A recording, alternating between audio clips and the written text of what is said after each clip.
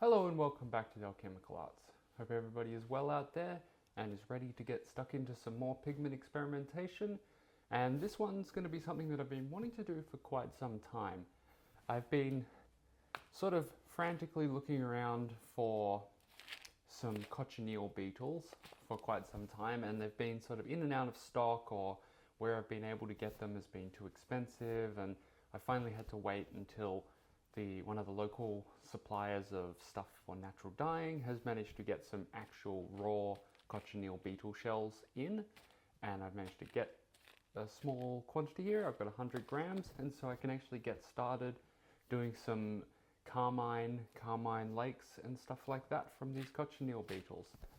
So essentially it's going to be a similar laking process to a lot of the other laking videos I've done, like the Madder Lake and the Pomegranate Lake and that sort of regard, in the sense that it behaves like a traditional lake. You're using alum as your main source of creating the lake foundation, and you're using the cochineal beetle shells as the dye source, so they'll create a dye, and then from there we'll use the alum to create a precipitate and we'll make a lake.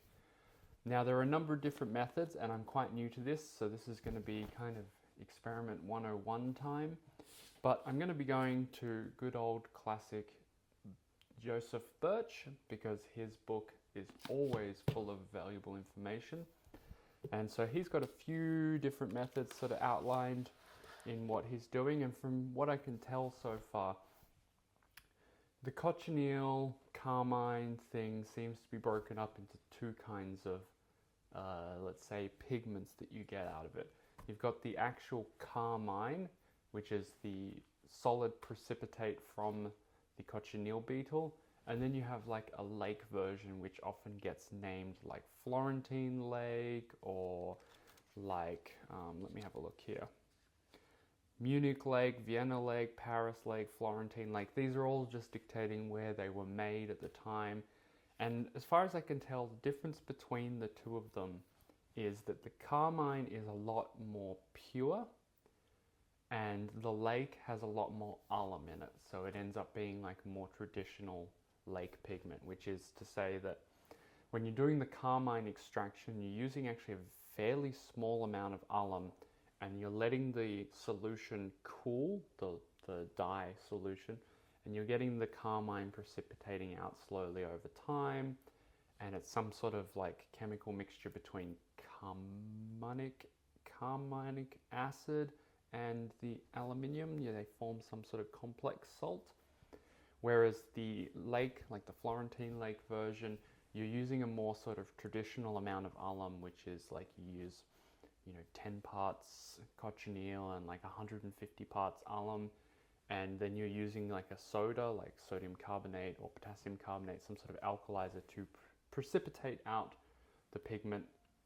So you end up with this kind of big base of aluminium hydroxide or alumina with the coloring material attached to it. So you probably end up with more pigment, but it may be not as deep as in shade and ends up being more of a pinky red, as opposed to the really deep crimson that you get from the actual carmine. So I don't have a huge amount of cochineal beetles. I've only got 100 grams here, so I'm just going to start doing a few little experiments, and we're going to start with making the carmine, and then we might make a Florentine Lake as well, and then I'm going to do more videos and more testing, and if I really like the process, I'll get some more cochineal beetles, and we'll work on really nutting out and developing and understanding how this pigment works.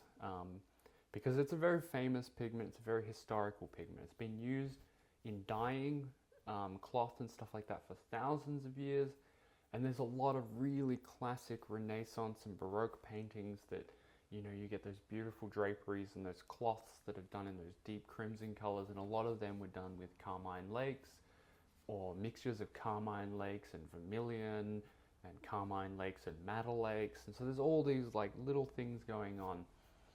Obviously there's some light fastness issues with carmine. It doesn't really hold up to strong sunlight. Some of the literature says it doesn't really hold up to even incandescent lights or fluorescent lights and stuff like that. So it'll be interesting to see at what kind of light fastness levels it has, and those sorts of things. And that's actually a topic I'll probably get into at some point, is doing some light fasting testing. But for now, let's just focus on seeing if we can make some carmine, seeing what the color results are, seeing what the yields are, and sort of just go through an experimental journey. And as I said, this will probably turn into a video series, like when I did Madder Lake, because there's just so much in these natural pigments to understand and figure out and work out, especially with working with old recipes, that I can't just sort of dive in and get this like pinpoint recipe first time. There's so many nuances, and I really want to play around with that. So what are we going to be doing, and what is our method today? Let's start by looking at the ingredients, at what we've got, and we'll go through some of the methods. I also have here a professionally produced genuine carmine, which we'll get a nice close-up shot, and this is my benchmark to see what my color looks like in relation to this one. This one's from Cochineal in London, and we'll use that as our reference point.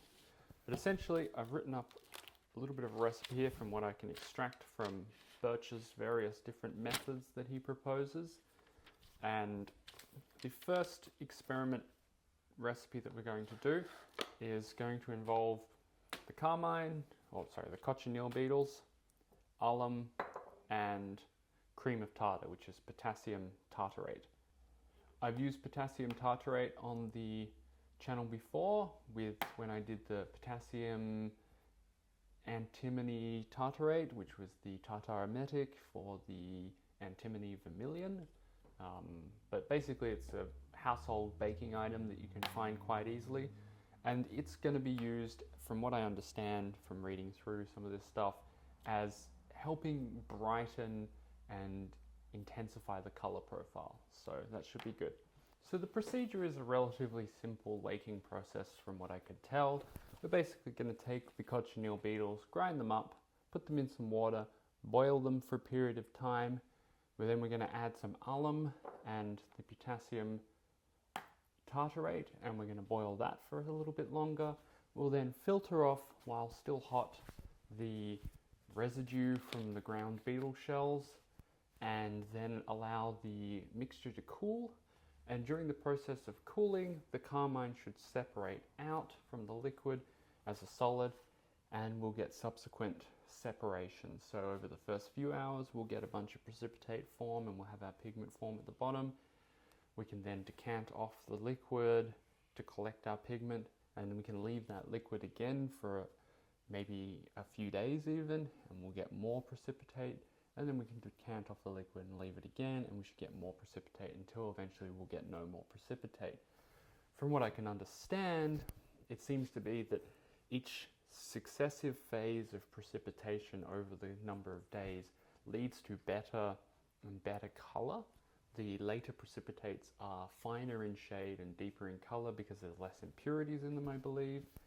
And there's a whole bunch of stuff in here about like the difference between letting them cool on plates and letting precipitate come out on big glass dishes, and how there's a difference between winter and summer, and the bright light from the summer helps with the process, and things can get a little funky and get moldy, and that's a good thing. That's all something we're going to have to explore in greater detail, but for now let's just see if we can get any carmine and assess its quality. And then we'll, as I said, try with some of the like Florentine lake style things where we use greater amounts of alum and make a more traditional lake pigment, see if we can get some nice soft pinky madder-esque colors. Should be really interesting. So let's get the camera in close, start grinding up some beetle shells and get some water heating and see where we're going. One important note, you have to use distilled water for this. Certain things in people's water supplies, certain salts, calcium salts and things like that may affect the shade of this, so distilled water is going to be a must for this experiment. For most of these pigment things, distilled water is usually the way to go. So let's get started. This should be fun. So I've measured out my 15 grams of the cochineal beetle shells here. Got my mortar and pestle, and we'll get grinding. Just think it's worth noting that these have a very funky smell. kind of like some sort of off fish, dying fish smell. It's pretty pungent, pretty intense, and kind of interesting. So I guess the smell will probably get more intense as I grind it, which tends to be the way. And that's all part and parcel of using natural ingredients and old style methods. So I guess we just have to embrace it.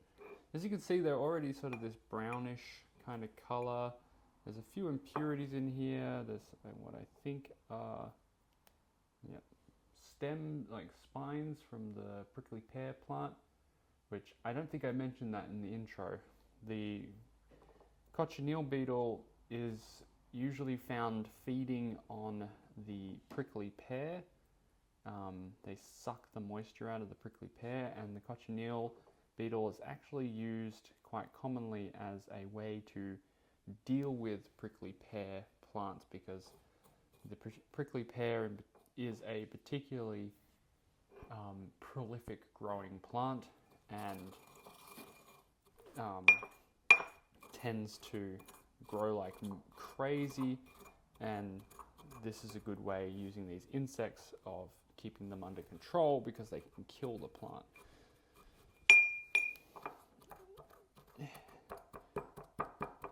Powderizing this seems interesting, as they sort of don't really want to powderize well. They're more interested in turning into like, I don't know, there seems to be a bit of moisture going on here, but we'll see what we can do.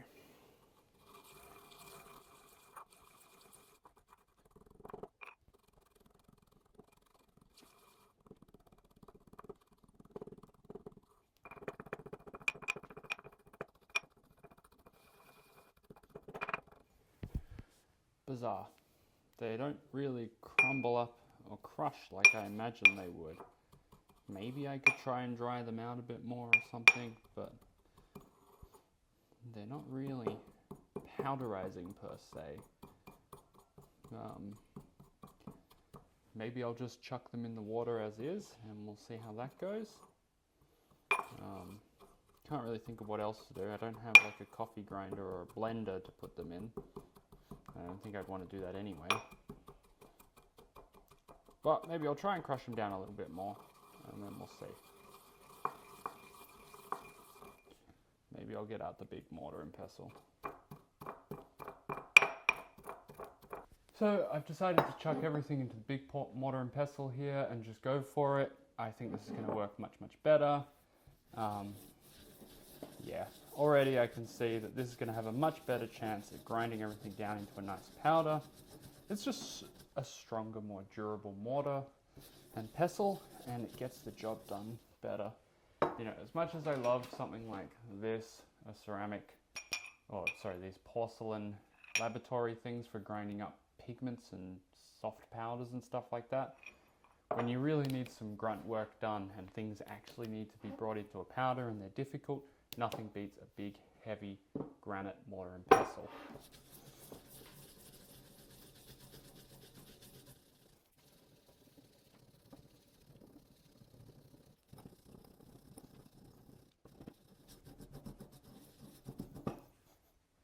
It's interesting, the smell is changing as it gets finer in powder. It's becoming less fishy, more sort of sour, astringent.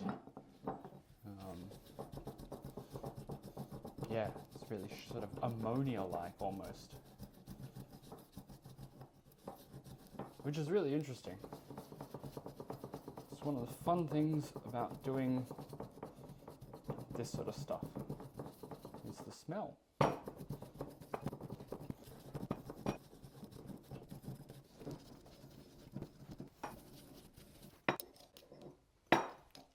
I think we're good to move on to the next step.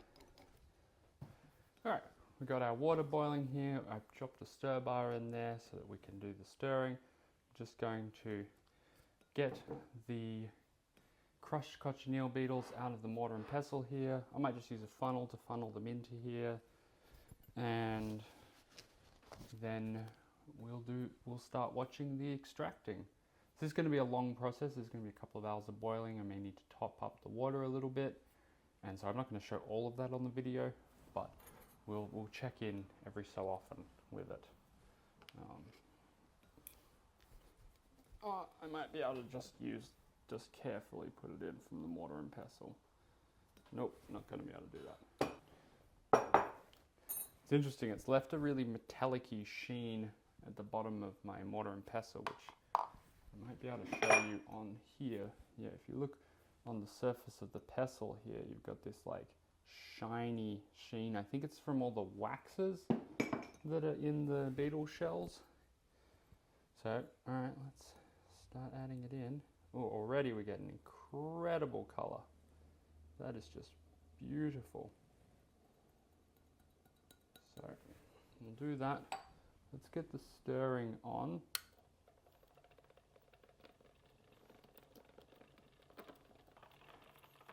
Alright, the smell has changed again since going into the water.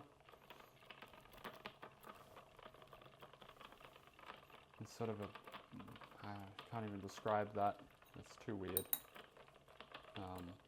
Yeah, if I run a bit up the side there, you can really see that sort of, let's do this.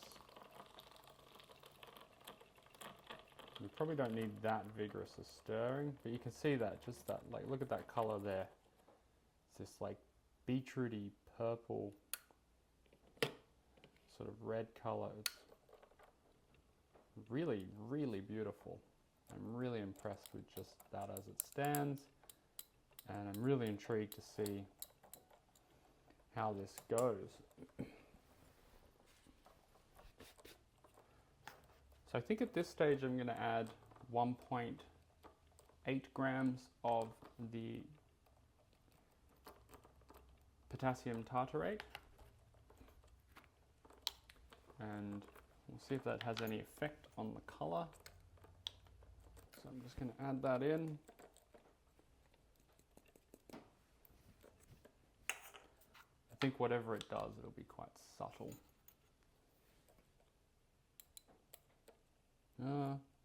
Actually, I feel like that made it more red, less purpley beetroot color, which is interesting. Yes, it definitely has. You can see there.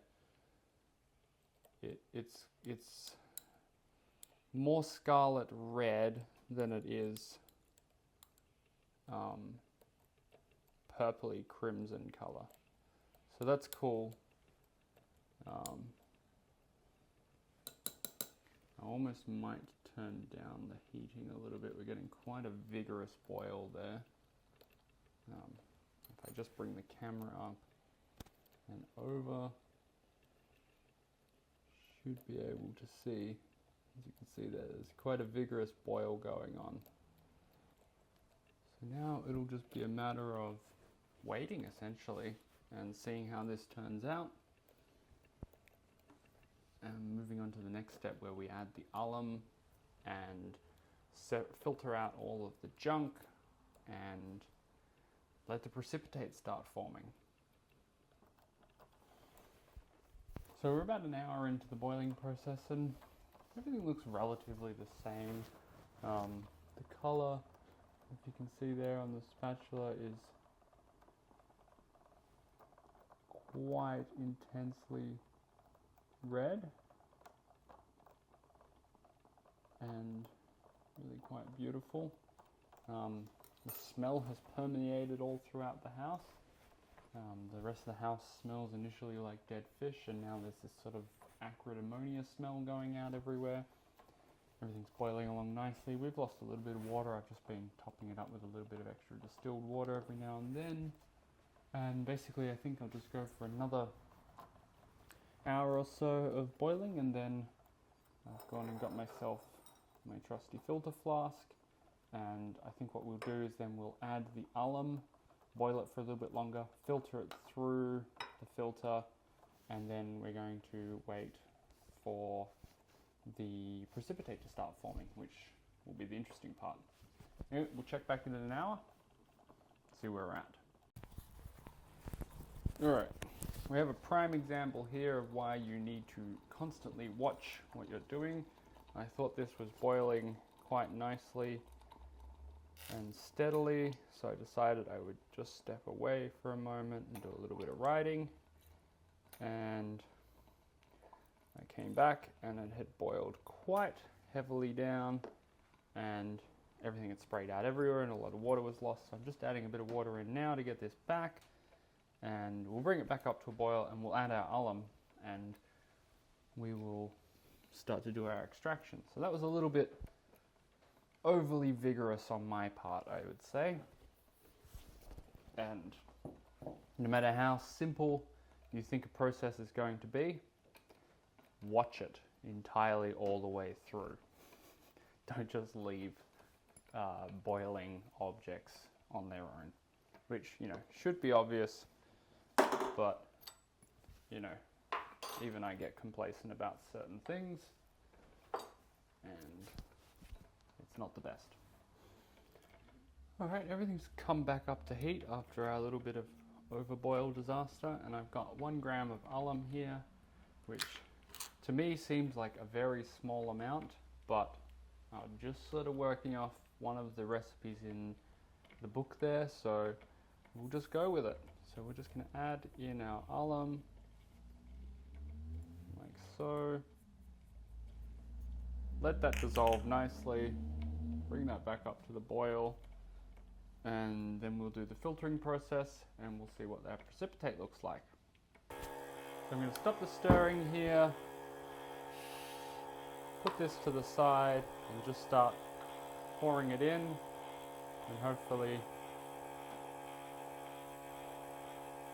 we should start to collect our liquids through the bottom there.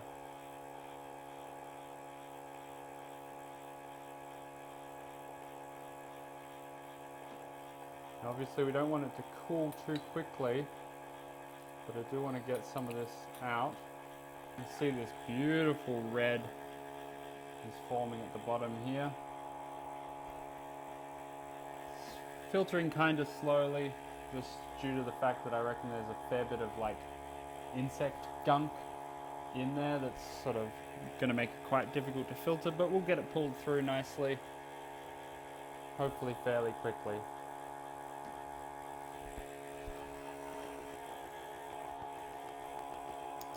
See, that's the gunky stuff that's formed in there, and I reckon I could probably get a second extraction out of something like that. So we'll definitely collect up whatever is in the filter flask there and do a second extraction because it's so colourful and intense.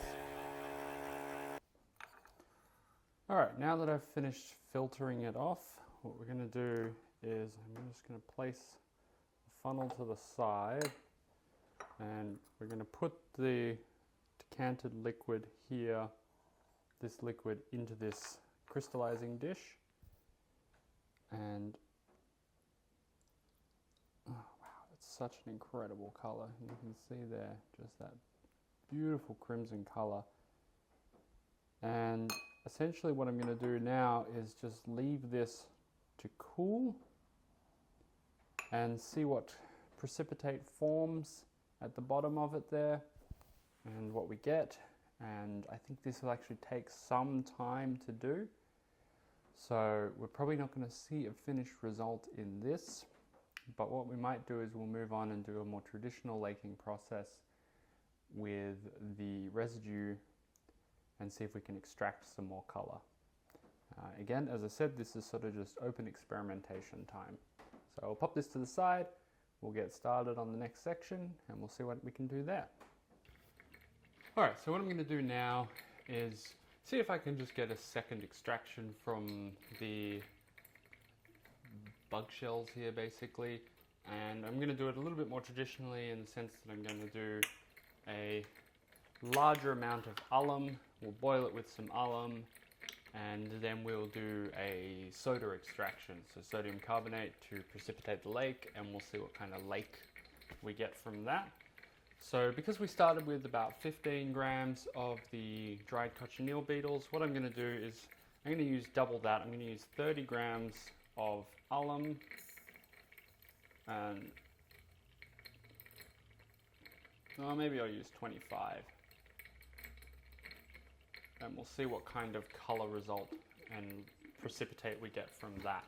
So I'm just going to directly add the alum into the solution here, and as it heats up it should dissolve nicely, and then we'll need to prepare ourselves a sodium carbonate solution and wait for it to come back up to the boil, and we'll see what we get from that. So it should be fairly simple. Again, the color's really nice, and let's bring the camera in a bit closer here so we can see. And I think I might actually, it seems to have reverted back to a little bit of a purpley color, so let's add a couple of grams more of the potassium tartarate. So we'll add maybe another 2 grams or so, just so that we can see if that gives us that more red vibe, because we're looking for that more crimson red color. And it's still quite purpley. We'll see as that mixes in. Maybe I'll add a little bit more.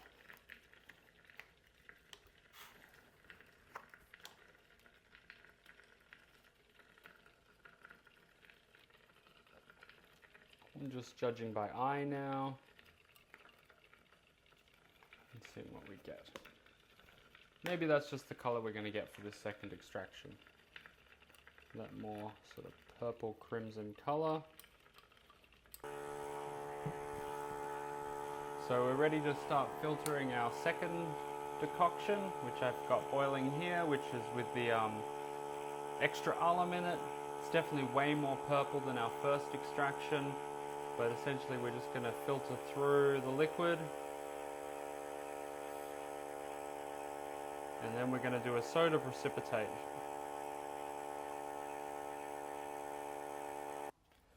Alright, so we've done the filtering process. We have our crazy sort of purple colored liquid. We're going to pour that into this larger beaker here so that we can start. We have our soda solution here, and we're going to start adding this in there to start precipitating the pigment. So I'll just do the usual thing I do with lakes and slowly add it in case we get too much frothing. Oh yeah, we're going to get a lot of frothing here, I think.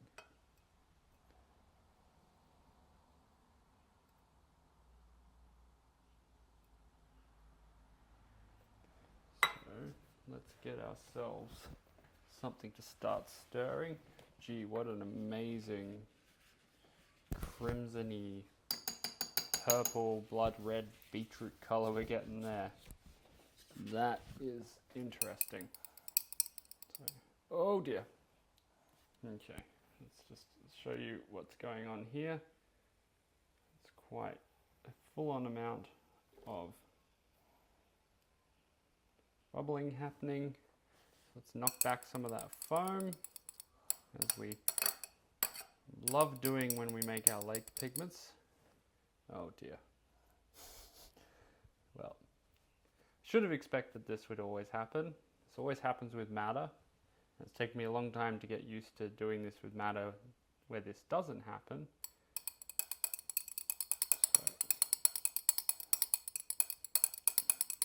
But what a color.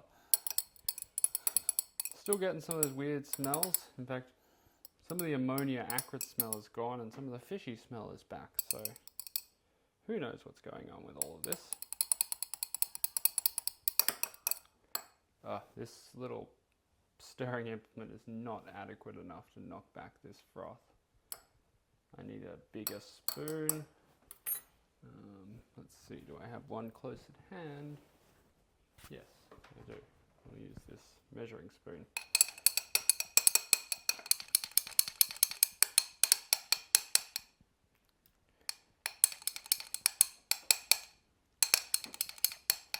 I'm really interested to see what this lake pigment turns out like.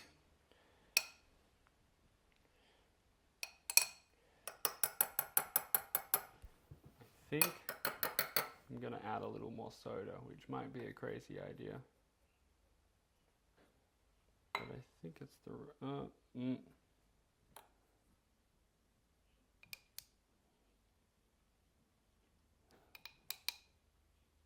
Oh. We're living on the edge here. Oh, I know what we can do. Got a trusty plastic spatula spoon here. This will do the job.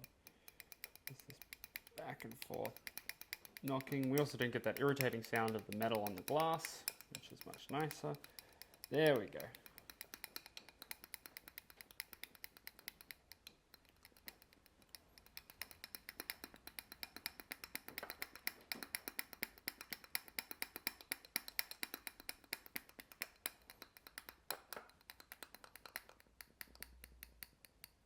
Oh, nope, we've just agitated it more.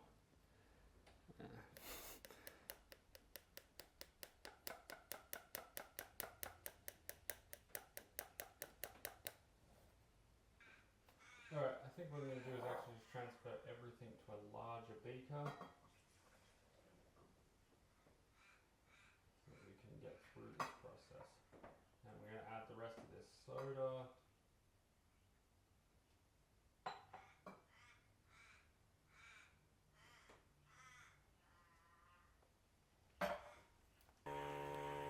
So we've brought the big filter in here, the big funnel. I'm just getting the filter paper on nicely. Get a good seal. And then we're just going to start adding our essential lake pigment, and we'll see what we get in terms of a precipitate.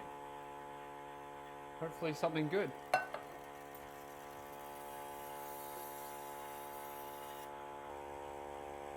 I can't tell if we've formed any precipitate at all. I'm not really sure what's happened here.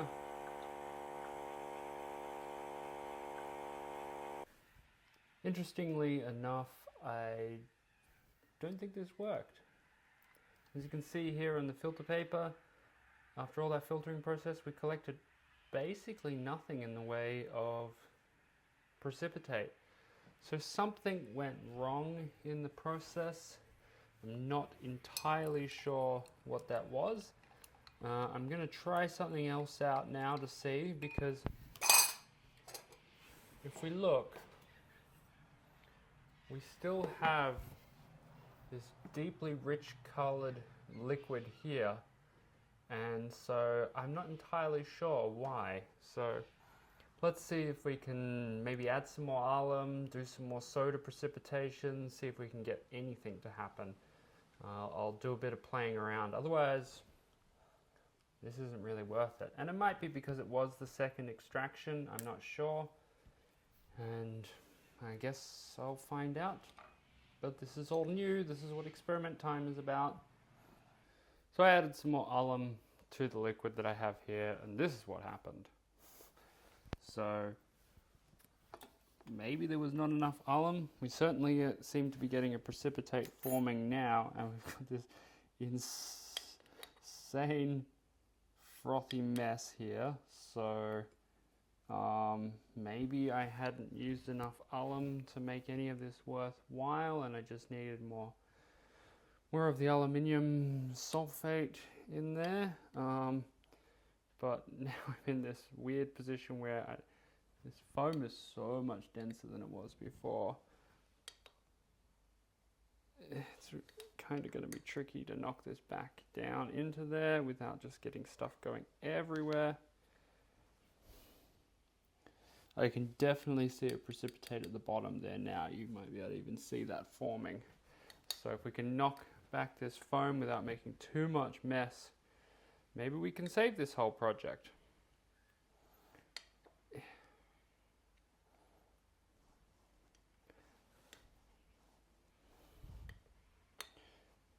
Every time I do a lake pigment for the first time, this happens.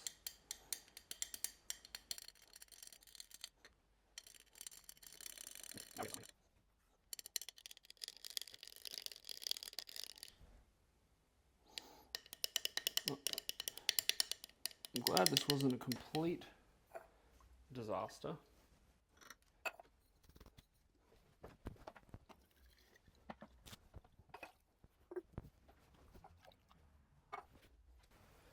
Alright, back to knocking back this foam.